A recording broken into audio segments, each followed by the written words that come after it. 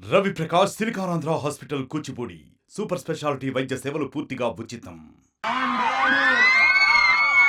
మహానుభావుడు మహనీయురాలు అలాగే సావిత్రిబాయి విగ్రహావిష్కరణ చేసుకుంటున్న సందర్భంగా ఈ దాని ఏర్పాట్లో పాత్ర పోషించిన మీ అందరికీ, ముఖ్యంగా మా రామరాజు గారికి, వారి టీం అందరూ కూడా శుభాకాంక్షలు తెలియజేసుకుంటూ, అలాగే ఈ కార్యక్రమానికి మా తమ్ముడు తెలంగాణ పోరాట యోధుడే కాదు, ప్రతి సమస్య మీద స్పందించే వ్యక్తి, ఇవాళ రవాణా శాఖ మంత్రిగా ఈ రోజు ప్రతిరోజు కూడా చూస్తున్నాం.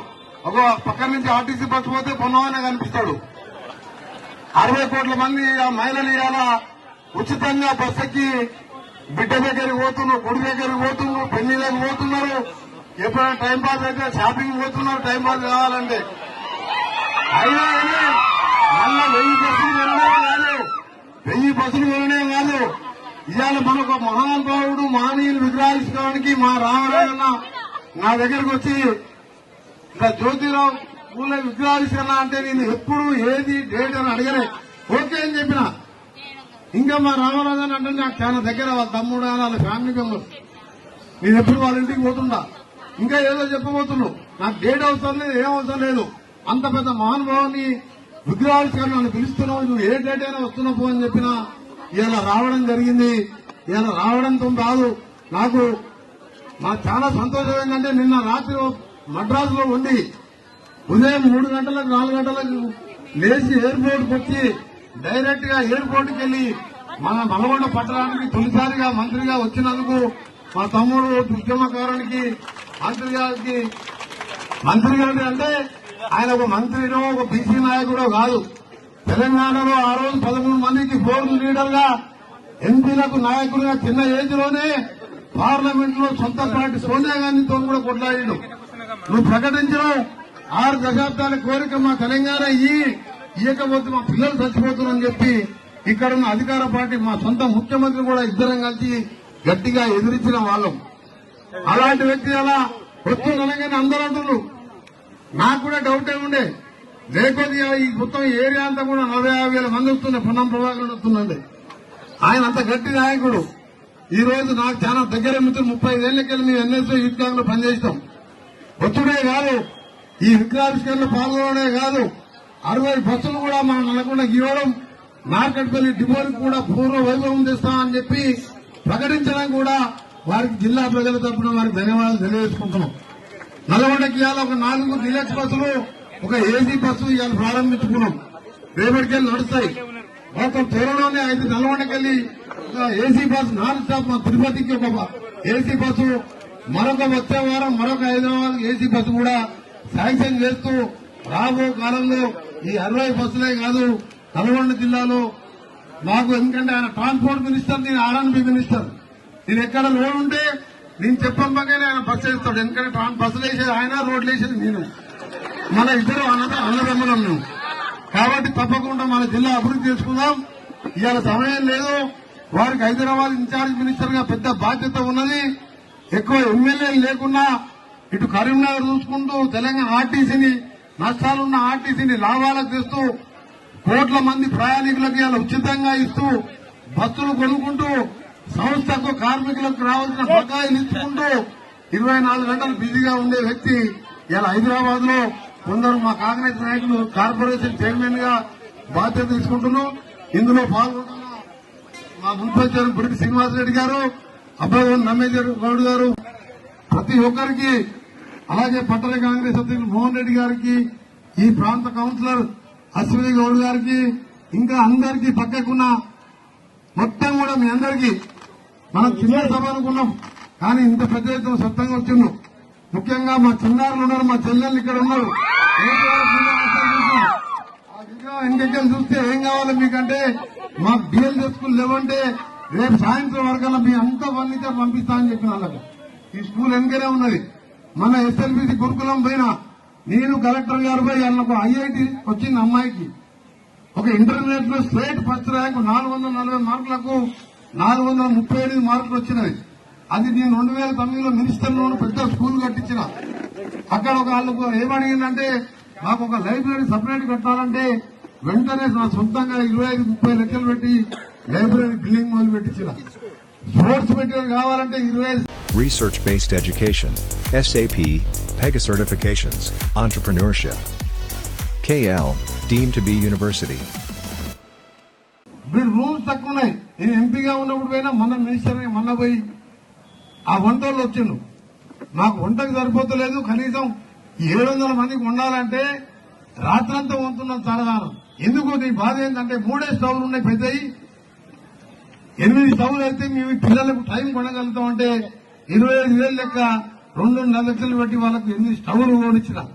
ఫర్నిచర్ తో పాటు టీవీలన్నీ కూడా పెట్టించిన. అంటే గవర్నమెంట్ పైసలు కాదు, మీరు అనుకునే మినిస్టర్ అంటే ఎన్ని గవర్నమెంట్ పైసలు. నా కొడుకు పేరు మీద ప్రతి ఫౌండేషన్ మీద ఇవాళ కూడా మా ముఖ్యమంత్రి గారు మేము మా మంత్రులం ఒక టీవీగా పనిచేస్తున్నాం. ఈయన తండ్రి కొడుకు బిడ్డ చెప్తేనే అడిగడం అని కాదు. ఇది మా క్యాప్టెన్ ముఖ్యమంత్రి రేవంత్ రెడ్డి గారు. మీరు ఏది చెప్పినా మాకు పెద్దోళ్ళు అంటే గౌరవిస్తాడు, చిన్నోళ్ళు అంటే ప్రేమిస్తాడు. అందరం కలిసికట్టుగా నిర్ణయాలు తీసుకుంటాం. ఒకటే నిర్ణయం తీసుకున్నాం, ఈ హాస్టల్లో ప్రతి రూమ్ లో 4-5 కంటే ఎక్కువ ఉండొద్దు. ఇప్పుడు 20 మంది పిల్లలు ఉంటున్నారు హాస్టల్లో. పేదవాళ్లు, బీసీలు, బడుగు బలహీన వర్గాల వాళ్ళు, పేదరికం చదువుకు అడ్డు రావద్దు, వసతులు ఉండాలని ప్రతి కాన్స్టిట్యూన్సీలో 25 ఎకరాలలో 80 కోట్లు పెట్టి ఇలా హాస్టల్ కాంప్లెక్స్ కట్టబోతున్నాం. మన నల్గొండ ఎస్ఎల్బీసీ దగ్గర కూడా 25 ఎకరాల ల్యాండ్ ప్రపోజల్ పంపినాం. 80 కోట్లతోని త్వరలోనే దాని శంకుస్థాపన కూడా చేసుకుని ఆ మెడికల్ కాలేజ్ ఎదురుగానే అక్కడ హాస్టల్స్ కడుతున్నాం. దాంతో పాటు మనకు ఒక 20 కోట్లు పెట్టి కలెక్టర్ ఆఫీస్ ఎదురుగా నా R&B డిపార్ట్మెంట్కి వెళ్లి skill development centre, ITI, polytechnic చదువుకున్న వాళ్ళకు ఉపాధి కల్పించడానికి వాళ్ళకు డిఫరెంట్ మహిళా సంఘాల ట్రైనింగ్ సెంటర్ కట్టిస్తున్నాను. అది కూడా వర్క్ స్టార్ట్ అయింది. అందుకని చాలా కార్యక్రమాలున్నా అసలు విషయం మనం మాట్లాడుకుని 2 నిమిషాల తర్వాత మన ముఖ్యమంత్రి గారు మాట్లాడతారు.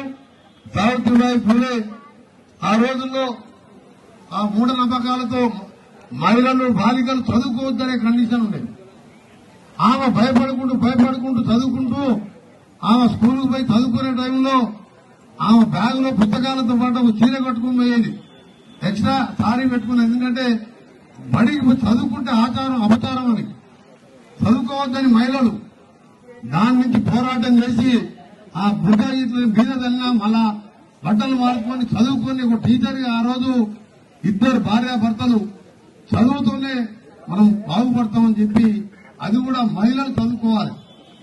పురుషుడు చదువుకుంటే ఆయన ఒక్కరికే తెలివి వస్తుంది. అదే ఆ తల్లి చదువుకుంటే, మహిళ చదువుకుంటే ఆ ఇంట్లో ఉన్న కుటుంబం అంతా కూడా విద్య వస్తుందని చెప్పి ఆ విద్యారంగానికి 180 సంవత్సరాల క్రితమే ఆయన పునాది వేసిన. అలాంటి వారి జయంతిని మొట్టమొదటిసారి కాంగ్రెస్ ప్రభుత్వం రాజశేఖర రెడ్డి గారు ముఖ్యమంత్రిగా ఉన్నప్పుడు బాగుపడుతుంది. ఆనాటి వాళ్ళ కోరిక నెరవేరాలంటే మనందరం కూడా కష్టపడాలి. అందరం కూడా పేదవారికి అండగా ఉండాలి. అదే ఈ రోజు మీ అందరికీ కూడా ఒకటే మాటిస్తున్నాం. తెలంగాణ ఇచ్చిన పార్టీగా కాంగ్రెస్ పార్టీ అధికారంలో మీ అందరి ఆశీర్వాదంతో వచ్చింది. ఇక్కడైతే ఏకంగా పార్లమెంట్ సభ్యుడు భారతదేశంలో 7వ స్థానంలో 5,75,000 మెజార్టీ నల్గొండ. అంటే ఈ రోజు పోరాటాలకు మారుపేరైన జిల్లా. మాకు ఎస్ఎల్బీసీ ఉన్నది, ఏఎంఆర్ ప్రాజెక్టు ఉన్నది. ఆఖరికి ఏం లాభం? మన స్టేజ్ ఎంకనే కావా. పోయిన సంవత్సరం ఎండైపోయింది, ఎప్పుడు నిలువారేది 30 ఏళ్లకెళ్లి. ఏందా అంటే 2 లక్షలు కూలిపోయే కాళేశ్వరం కట్టిండు. ఎస్ఎల్బీసీ సొరంగానికి బాపనగర ప్రాజెక్టు 2,000 కోట్లు ఇస్తే ఎప్పుడు పచ్చగా ఉండే. నా మీద నల్గొండ మీద ఆయన కోపం చూపించిండు. అందుకనే మొత్తం కూడా సీట్లని కాంగ్రెస్ పార్టీ ప్రజలు గెలిపించుకో అని తప్పకుండా మీకు పాటిస్తున్నాం. రాబో కాలంలో నల్గొండతో పాటు తెలంగాణ సమగ్ర అభివృద్ధి జరగాలి. ఆంధ్రప్రదేశ్ లో పార్టీ పోయినా సరే తెలంగాణ బాగుండాలనే సోనియా గాంధీ తెలంగాణ ఇచ్చింది. కానీ జరిగిందేముంది? కొడుకు, బిడ్డ, అల్లుడు 10 మంది బాగుపడ్డారు అన్న 2-3 కనబడతలేరు. ఒకరు విదేశాలలో ఉన్నారు, ఒకరు ఢిల్లీలో ఉన్నారు, ఎక్కడెక్కడ ఉన్నారో ఎప్పుడు వస్తారో తెలియదు. అందుకే మేము అలాంటి పని చేయం. కొట్లాడి తెచ్చుకున్న తెలంగాణలో మీ అందరు బాగుండాలి. ప్రైవేటు ప్రభుత్వం ఉద్యోగాలు రావాలి. మీరు చదువుకుంటానికి 1 సంవత్సరం లోపు అన్ని వసతులు కల్పిస్తామని ఇప్పుడే మంత్రి గారు నాకు చెప్పిండ్రు. కొన్ని హాస్టల్స్ లో కొన్ని ఇబ్బందులున్నాయి, దాదాపు 1,20,00,000 ఇది బీసీ వెల్ఫేర్ కి వచ్చేవరకు ఆలస్యం అయిందంటే నీ ఎమ్మెల్యే ఫండ్కి వెళ్ళి అని చెప్పి వారు నన్ను ఆదేశించడం జరిగింది. నాకు వచ్చే 10 కోట్లకి వెళ్ళి అది డిఫరెంట్ నల్గొండ కాన్ఫరెన్స్ కాదు, నల్గొండ జిల్లాకు సంబంధించిన బీసీ వెల్ఫేర్ ఇచ్చిన రిపోర్టు అది కూడా వెంటనే నా ఎమ్మెల్యే నిధులకి వెళ్ళి శాంక్షన్ చేస్తామని తెలియజేసుకుంటూ అలాగే మా లక్ష్మణ పాత మిత్రుడు మా లక్ష్మణ్ కూడా మా నల్గొండకు వచ్చినందుకు మా తండ్రి గారికి మీ అందరికీ చాలా మంది ఉన్నారు, సమయం లేదు కాబట్టి మీ అందరికి ధన్యవాదాలు తెలియజేసుకుంటూ మరొక మంచి ప్రోగ్రాం పెట్టుకుని పొన్నం ప్రభాకర్ గారిని పిలిపించుకుని అన్ని సమస్యలు మాట్లాడుకుందామని చెప్పి తెలియజేసుకుంటూ అందరి దగ్గర నమస్కారం. మరిన్ని వీడియోస్ కోసం ఛానల్ ని సబ్స్క్రైబ్ చేయండి, లేటెస్ట్ అప్డేట్స్ కోసం వాట్సాప్ ఛానల్ ని ఫాలో చేయండి అండ్ లింక్ డిస్క్రిప్షన్ లో ఉంది.